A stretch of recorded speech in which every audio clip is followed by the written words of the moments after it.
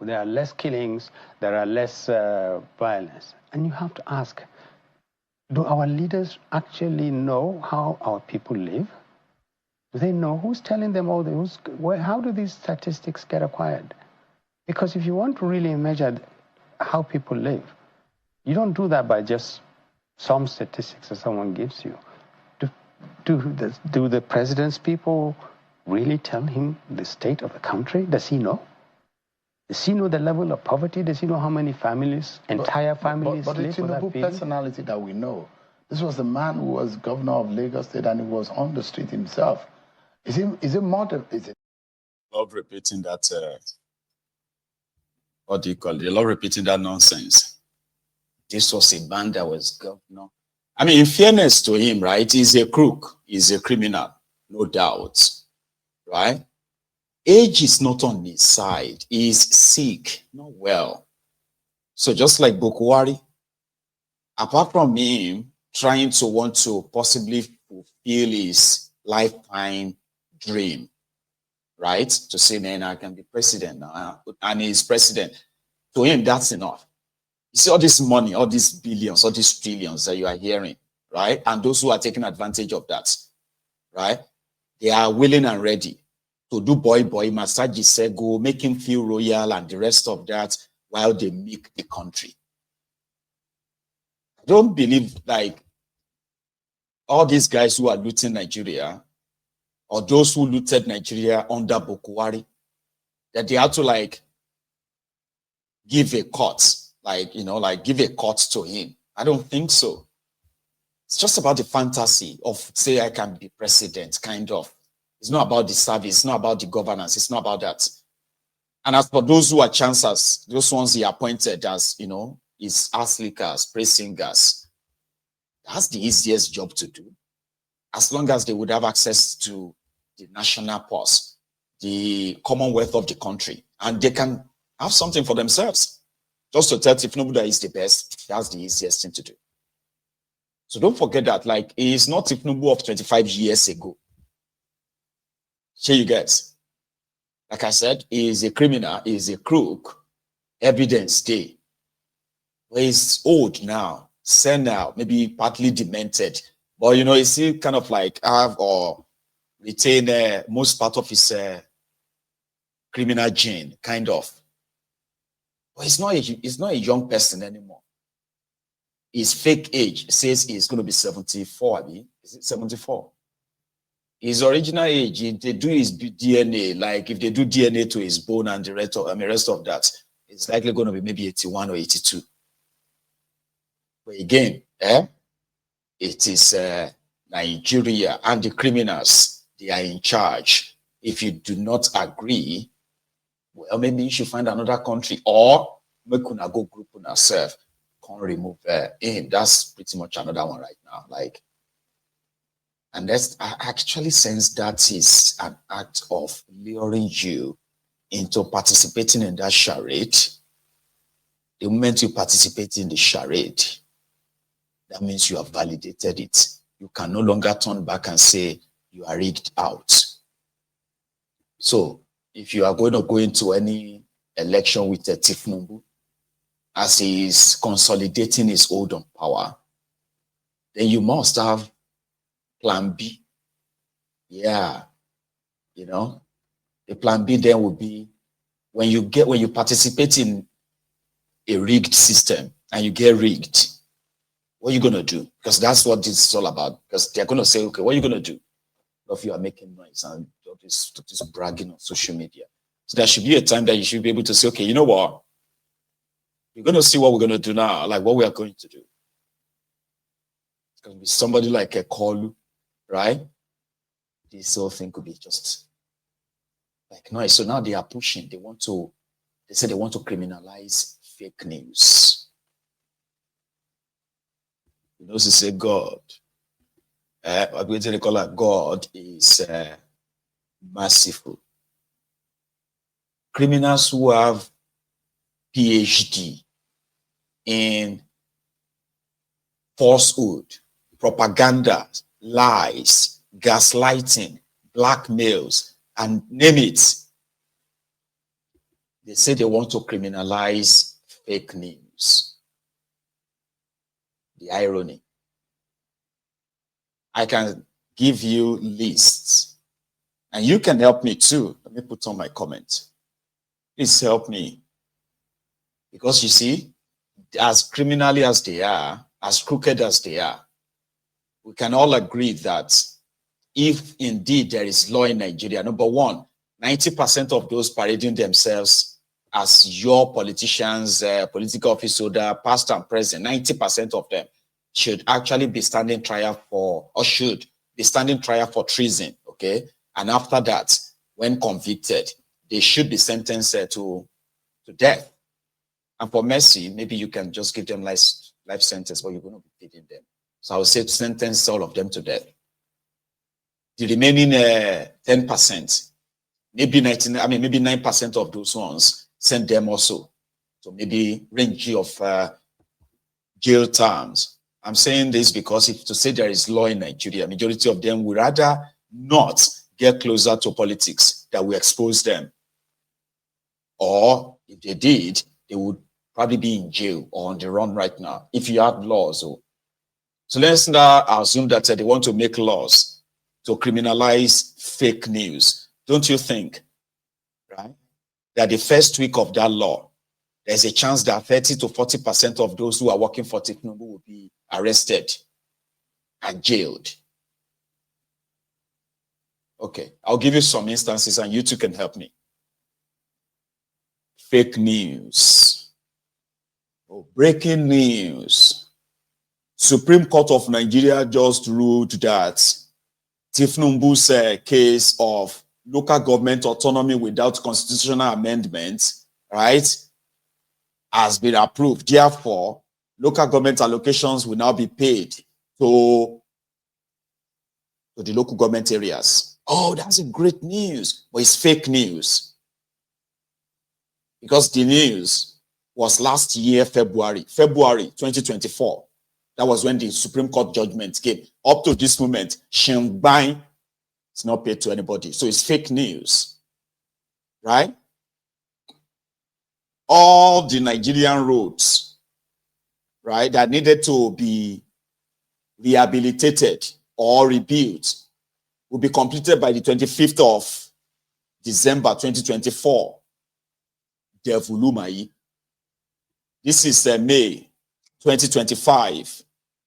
More than 90% of Nigeria's roads are not motorable, just traps. That's on them. That's fake news. Yeah? Okay.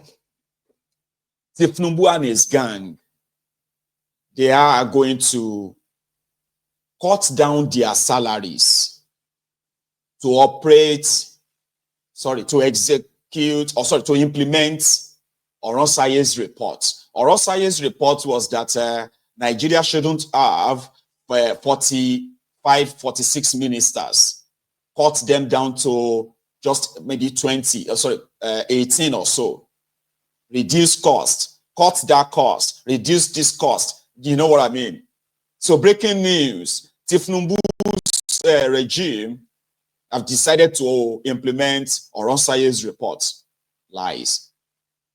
And in the same breath, Tinubu's ministers, they have now become the biggest and the largest cabinet ever in Nigeria history, ever. Tinubu have nearly 50 ministers. And those ministers have their own PAs, SSs, SSs, PAs to PAs, and the rest of that. So, fake news. Nigerians are now enjoying 22 hours of electricity a day since Tinubu came to power. That is not true. That is fake news. Nigeria economy is now getting better because more and more investors are now coming into Nigeria. That is fake news because it's not real. The price of food and blah, blah, blah are now coming down in the market. This one affects you. Fake news. Port Harcourt refinery, Warri refinery, active again. Congratulations. Fake news. Fake news. Tinubu was going to France on a working day, a working visit, 2 weeks working visit. It is fake news. It is a lie. Because that's not why he is in France. But it's like, you know, the, what do you call it? One rule for me, one rule for thee, which is the operational modus operandi of APC.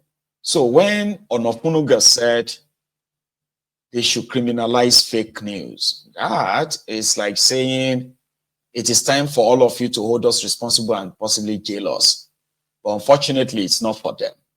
In 2024 alone, Nigeria police, they kidnapped 715 Nigerians simply because of what they posted on social media. 715. Out of that 715 Nigerians, picked up and arraigned for cyberbullying, cybercrime acts in 2024 alone. More than 400 of them, they were because of what they said about the politicians in Nigeria. 280 or so of them were because of what they said about pastors. Others are just the other money misroad, dog eat dog, Nigerians who have money. So police picked a lot of people up using an archaic colonial time draconian law called cyberbullying to lock Nigerians up. This is 2025. Possibly if you begin to take the number again, like if you begin to count it again, it's probably more than that right now. Because it's going to get worse. Now that they are planning to criminalize what they call fake news, who decide when the news is fake? Them or us? Of course, them. When they say it is not fake news, when they reject the truth, all they have to say is fake news and then latch on it. So it is a clown world. Last night, because there's something they call majoring the minor and minoring the major, right? Where your priority is work. You set your priority. Abi, to pick your actions based on your priorities. So you set your priorities right. In Nigeria, there is always misplaced priority. The entire system, or supposedly the security system in that rigged system, they don't think they owe the citizens any constitutional responsibility to keep them safe, even keep them safe away from these rogues that are abusing their power. Now the people are left in the hands of these marauding terrorists who are now hunting them like game. So the corruption, the incompetence is so deep, so deep that it has become institutionalized. I mean, it's like a pandemic that spread and affected every fabric of what was supposed to be a country. System makes a country, and the people makes the system. And this is what they have made for you. Like they say, as you lay your bed, so you lie on it, kind of. The Nigeria military, right, renowned for their peacekeeping missions across Africa, or and then around the world. And the same Nigerian military is the one that has been locked down by different kinds of terrorists simply because you have allowed terrorist sympathizers, terrorist sponsors to hijack governments in a supposed biggest black nation on earth. That is a generational mistake, I promise you. So last night, you see the people around Giwa Barracks had to pick race when they started hearing explosions from the barracks. You see, initially when this happened, the first impression then was that the Boko Haram were attacking the barracks. Now, Giwa Barrack is a very popular barracks in the Maiduguri, from all I gathered. And it's also very much like essential and central to Nigeria's defense, because it actually houses or stores, substantial kind of like amount of Nigeria weaponry.